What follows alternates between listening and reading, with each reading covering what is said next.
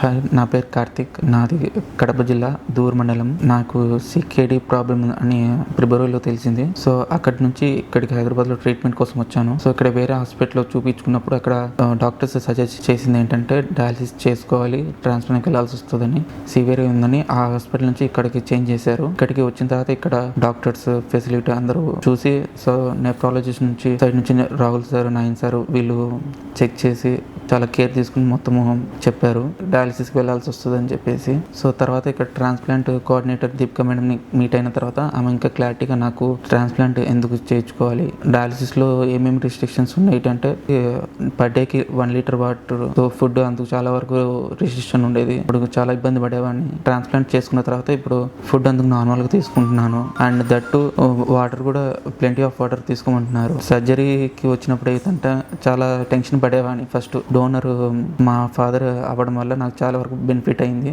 అందులో డాక్టర్స్ వీళ్ళు చాలా వరకు గైడెన్స్ చేయడము, వాళ్ళు నాకు ధైర్యం చెప్పారు, ఇంకా ట్రాన్స్ప్లాంట్కి వెళ్తే నీకు చాలా బాగుంటుంది, నీ హెల్త్ ఇంప్రూవ్ అవుతుంది, అట్లా ధైర్యం చెప్పి నాకు మంచిగా హెల్ప్ చేశారు. అప్పటి నుంచి ఇక్కడే ట్రీట్మెంట్ తీసుకోవడం స్టార్ట్ చేసి ఇక్కడ ట్రాన్స్ప్లాంట్ మేడం దీపిక మేడంతో కోఆర్డినేట్ చేసుకుంటూ ట్రాన్స్ప్లాంట్ యూరాలజీ సైడ్ నుంచి Prasad sir, Shashank sir and వాళ్ళందరూ గైడ్ చేశారు మంచిగా. సో అక్కడి నుంచి ట్రాన్స్ప్లాంట్ చేసుకుని ఇక్కడే ఒక 1 వీక్ ఉండాల్సి వచ్చింది. 1 వీక్లో కూడా ఇక్కడ ఫెసిలిటీ కానీ నర్సింగ్ సైడ్ నుంచి అందరూ కూడా చాలా మంచిగా కేర్ తీసుకున్నారు నా మీద. అప్పుడు చాలా వరకు మంచిగా ఉండే. అలాగే ఇక్కడ వీళ్ళు చూపించిన కేర్ కూడా చాలా నచ్చింది నాకు.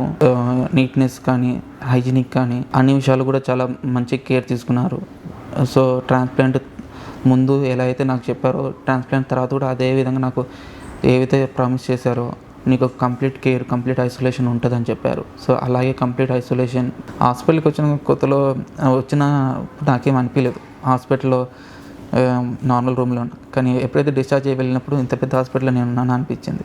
సో అక్కడ అప్పుడు 4 డేస్ ఉన్నా. 4 డేస్కి చాలా అఫోర్డబుల్ తక్కువనే అయిపోయింది.